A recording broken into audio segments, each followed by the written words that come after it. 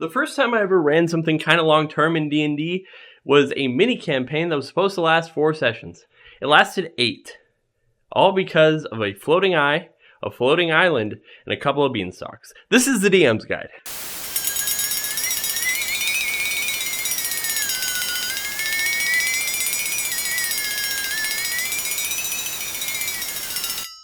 Hello and welcome to the DM's Guide. My name is Connor and I've been a DM for 2 years and I've been playing D&D for a lot longer. Today what I want to talk about for all of you DMs is not necessarily a how-to guide like I did the last little thing that I did. It's more of a bit of understanding that I've had to develop more and more as I have stepped my toe into this side of the game. And that's the idea of what I like to call the floating island paradox. Let's be real, when you're a dungeon master, a lot of the time you're thinking about, okay, where's this story going? What are these guys doing? What things are they gonna plan on doing? And that's all well and good. But what you gotta understand is most of the time, that's not gonna be how it goes. Let me tell you a story. You are naive little Connor doing his first ever mini campaign, deciding, hey, I'm gonna get some of my friends that have played a long time so they can support me through this process. And I have a bunch of cool ideas in my head and I cannot wait to make them happen. You've only done one-shots and now you're getting into this and you're thinking to yourself, okay, well, I've done plenty of one-shots, so this can't be too different.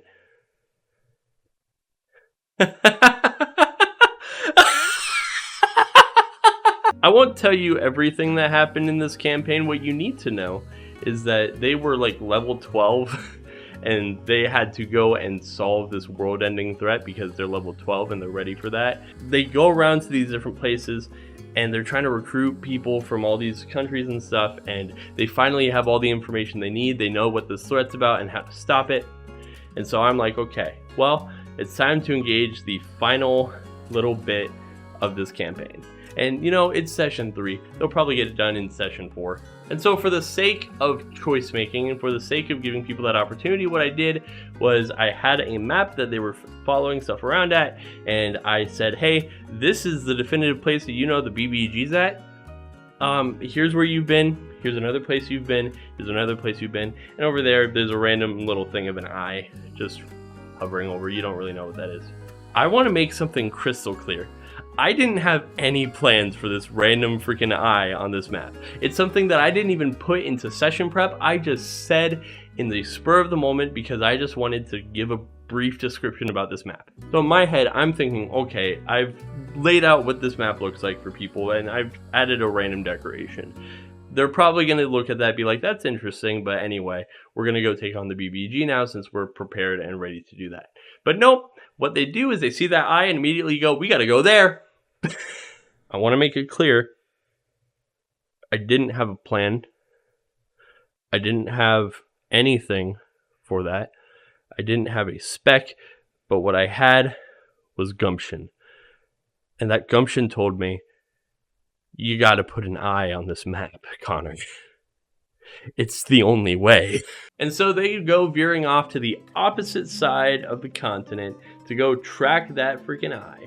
And when they do, I've at that point had some time to think of something, and so they go to this floating island in the sky through some Jack and the Beanstalk stuff where these huge beanstalks go. It was a whole thing. It was a whole thing. My point isn't really about that and more about the eye itself. I'll be real, when that happened, I had to keep my cool, but inside I was freaking out. Again, this is my first ever thing that I've run that's long term, and I kind of had this mindset of where this was going to go, and I had this real obsession with making sure those things hit. So the moment that somebody decided to do something different, it threw off my entire groove as a DM. And not only that, as a DM, you kind of have ideas that you're really excited about showing people. And so when somebody puts in your mind what is to be initially a distraction, then you're kind of stuck and you can get frustrated at, okay, well, I have this cool thing, but you want to go off and do your own thing, and that's fine. But you've also made a little hole for yourself in that you gave them the choice in the first place. It's a lot of mixed emotions when something like that happens, and it's not something that you really figure out how to combat really ever. Like, you love seeing your characters make these big, bold decisions, but at the same time, you're like, man, I have a freaking cool, hella awesome lore drop for all of you to see. Man, it's gonna be so tight. And it is. And when they get there, it will be hella tight. But it will only be hella tight when they choose to get there. Here is the main takeaway that I want people getting from this video. The point I want to make is sometimes the best parts, not sometimes, all the time, the best parts in D&D happen between the lines that you did not prep. Did I expect these guys to go to a floating island in the sky and completely throw off what I initially planned this campaign was going to be about? No. Did we have a freaking awesome time? Absolutely. They got to go to this awesome floating land of giants and go and meet a bunch of cool people, fight a couple of awesome monsters, and really just show out all of their awesome abilities. And that was awesome to see. That was super cool to be able to watch my friends really flex their D&D muscles. I think a lot of the time, just in general, we get into a mindset that D&D has to be this masterpiece all the time. And trust me, it does not have to be. Let me tell you my favorite story to ever come out of the first full-length campaign that I was ever a part of. I was a player, and the setting was a traditional fantasy world with a couple of like robotic elements to it. I didn't really know these people that I was playing with super well.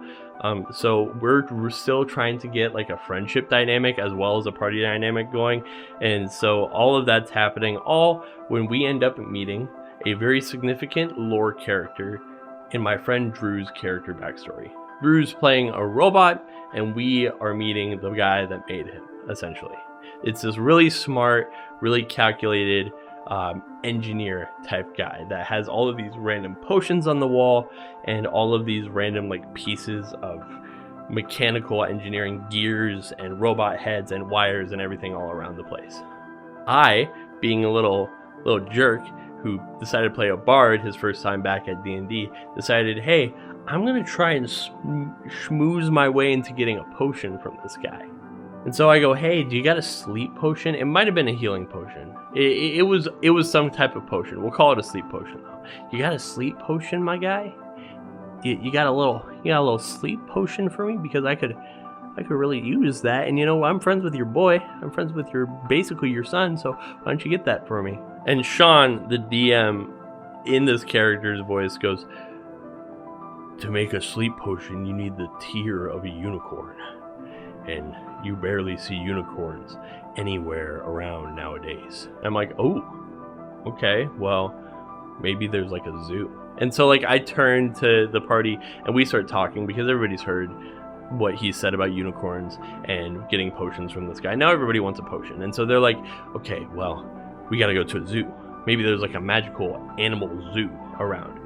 Maybe there's maybe if we go into the wilderness, we could find something. Maybe if we go into the Feywild, we could find something. And at this point now, I've talked with Sean enough to know that he was not expecting any of that. And so the first thing that he did was say, click, click, click, click, click. And we all dart our heads. And out there we see it. We see a unicorn. Oh my God. We all turn and we're like, this is our moment. We gotta do it. We gotta go get the tear of the unicorn. And so, again, I'm a bard, so we have a rogue who sneaks up closer and closer to try and like extract the thing. But as that's happening, I start playing a really sad song on my instrument, just like, and he was such a cringy character too. It was probably some like reference to like an actual sad song in real life. And so like I'm sitting there and I'm just actually singing like really awfully as he's going up with a vial. And I make the performance check, he makes the stealth check, we both pass and we get a tear of the unicorn. And the entire time we're all like in real life super like intense, but like giggling to ourselves as well. Like we're just like, this is so freaking stupid. In no way did we plan any of that. And yet we're all having a freaking blast. To this day, Sean calls it one of the worst moments of his DMing career. And I respond to that saying, Sean, that was perhaps your greatest moment as a DM. Because here's the deal, man. D&D can have the capacity to tell really, really engaging stories. You can feel a lot for the characters and the character study that goes on with that. You can explore brave new worlds and learn all the mystical secrets and themes going on within them. And all of that can be true at the same time as that unicorn story is happening. I would argue that all of the cool lore things and character things don't hit as hard if you don't got a couple of unicorn sessions. If you don't go on ahead and go to that random freaking eye on the map and see where it takes you. And as scary as it may be for you as a DM to let go of the reins and let your characters decide, hey, this is what we're going to do. In the long run, you're going to have some awesome fun. You're going to laugh a ton, and you're going to be able to make something hit twice as hard because your characters know what they're fighting for. So go ahead, session prep. Do everything in your power to make a story that you think that your party is going to really enjoy. Make some really cool narratives with some cool NPCs and a dope playlist on Spotify. But at the end of the day, it's okay to sit back, smile, and know that every once in a while, just some wacky crap is going to happen to you. And until next time, thanks for watching.